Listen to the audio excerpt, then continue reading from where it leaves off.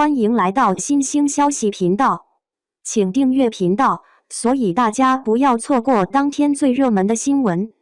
我们今天的时事通讯包括以下内容：一同野蛮生长的赵丽颖与许半夏，生命力真最顽强啊！最近风吹半夏的追剧高潮一波赶着一波，一边举办钢厂开业典礼，一边举行婚礼。许半夏的事业爱情终于双丰收了。许半夏这个站在90年代风口浪尖上的女企业家，让赵丽颖真的转型成功了吗？赵丽颖对于许半夏的塑造，一半是像，一半是慧眼。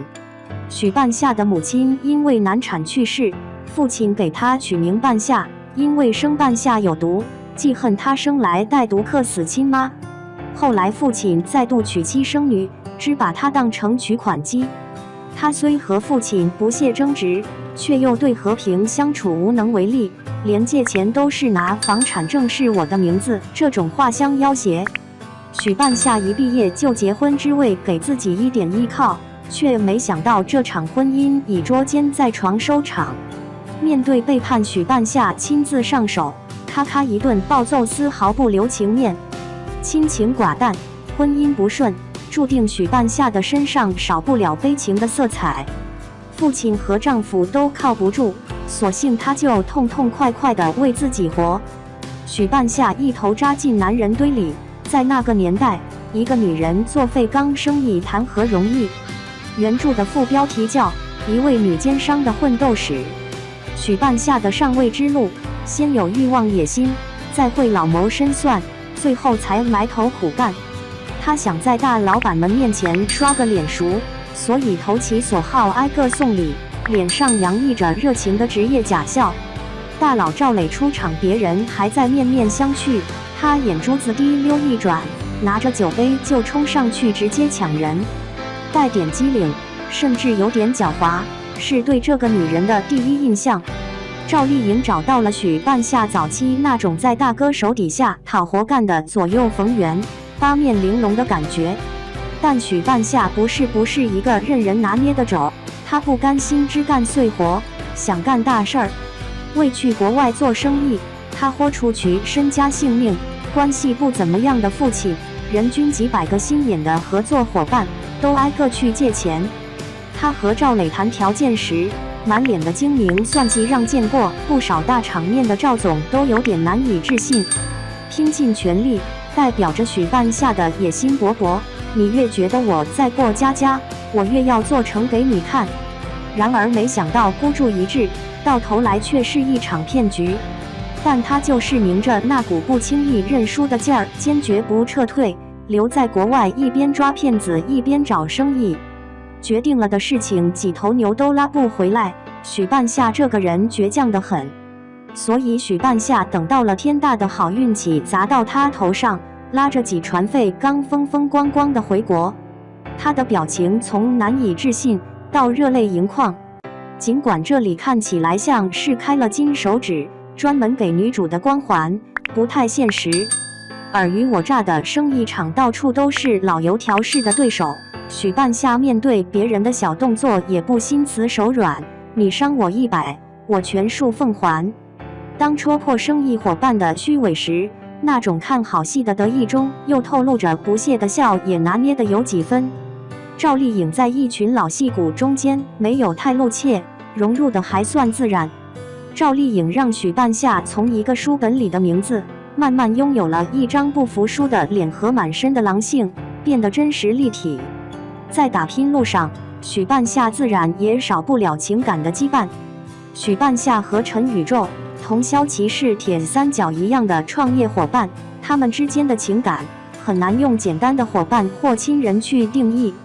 陈宇宙从收破烂到开公司都死心塌地地跟着许半夏，开车算账，倒茶陪笑，始终任劳任怨。小陈为了签下租地合同污染了堆场，到最后患上了肺癌，这块灰色地带的内容也应了不得往生的诅咒。当许半夏知道小陈命不久矣时，他没有撕心裂肺的大哭，而是独自在窗边低着头，默默的泪如雨下，隐忍着表达自己的心疼、自责和不舍。小童与许半夏相见于微时，落难时的元首让小童认准了许半夏，为他仗义出头，不惜坐牢。面对出狱后小童的真情流露，许半夏却只能干脆利落地扼杀在摇篮里，用表面镇定掩盖内心的愧疚。许半夏对于男人的选择也很清醒，他拒绝了经济适用男苏医生，而是选择了与他势均力敌的赵总。他和赵磊算得上是强强联手，但暧昧中表白时，许半夏又有一种信手拈来的掌控感。当赵磊在竞标钢厂时没和他站在统一战线时，他和赵磊大吵一架，拔剑弩张，爆发力十足。面对不同的人和感情，或哭或笑都有着不同的表达。除此之外，赵丽颖在生活小细节上也在努力靠近许半夏。日子过得舒坦时，许半夏墨镜一戴，大红唇一涂，踩着小高跟走到哪都是六亲不认的步伐，对谁都是一副老娘不好惹的派头。从外形上看，她就是一个精明强干的女老板。处在低谷时，许半夏黑眼圈、法令纹一览无遗，毛孔清晰可见，满满的沧桑感。钢架涨了之后，许半夏灰暗的眼神里一下子有了光，和赵磊相拥那一刻，眼角的细纹、皮肤的纹理存在的真实自然。在刀尖上讨生活的许半夏确实没有办法拥有一张元气满满的脸。可以说，许半夏的这个人，从内到外，从骨血到灵魂，都立住了。够劲儿，够狠，够欲，够飒，这个角色很赵丽颖。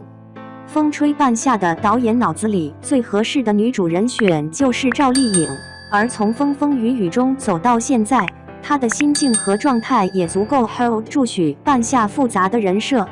这两个人是遇见的刚好，许半夏足以让她从85后的这批女演员中杀出一条血路。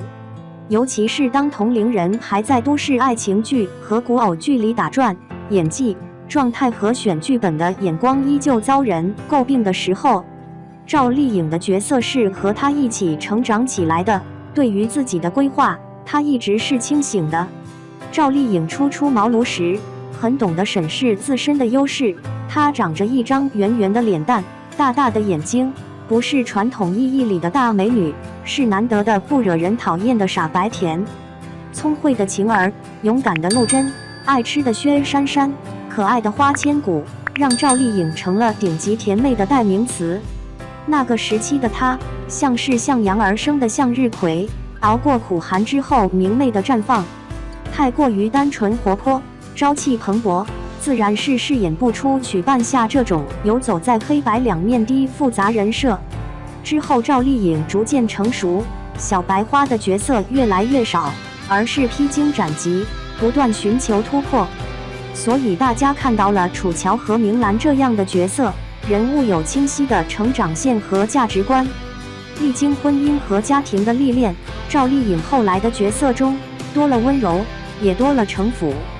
她总是不是要撑起一个家，就是要打下一片天。这些角色一定程度上都给演好许半夏打下基础。当你看过赵丽颖的作品，你大概就知道了赵丽颖是一个什么样的人，走过什么样的路。她对自己转型的规划就是与自己的人生经历同步，不给自己设限。仙侠剧、悬疑剧、农村剧、年代剧里形形色色的角色都去尝试。当然，任何事情都不会一蹴而就。赵丽颖深入人心的可爱形象给她的转型也带来了限制。周北不够英气，通过瞪大眼睛来表现凶狠，反而会显得木讷和幸福，也不像农村妇女，扮相不够土气，许多神态动作一看就是现代城里人的习惯。所以一直没人敢肯定地说一句赵丽颖转型成功了。这次的许半夏给了观众惊喜感。一个35岁的女演员，在摸爬滚打10几年后，从容不迫，刚柔并济，肆意而生。年纪、演技和经历都是刚刚好的时候，是赵丽颖接下风吹半夏的底气。面向的改变仅仅是外在，内在到达最好的状态才更重要。同样的造型下，赵丽颖的眼神、气场相比以前都有了很大的改变。许半夏其实不是什么大女主，而是在时代的洪流中，众多底层小人物努力往上爬的小小缩影。只不过她刚好爬上来了，大家看见她了。赵丽颖也不是天生大女主，同样是一点努力有了成果，吸引了大家的注意力。所以许半夏对赵丽颖而言，与其说是转型成功，不如说是赵丽颖现阶段的自我映射。许半夏和赵丽颖的碰撞，就是告诉我们，人生就是该有野蛮生长的魄力，才能拥有最顽强的生命力。85后的女演员很多还待在自己的舒适区，不光是因为她们只看重流量，也是她们确实没有能力和勇气迈入现实题材。转型意味着要打碎自己，放弃一些有把握的市场，但不转型就意味着以后路只会越走越窄。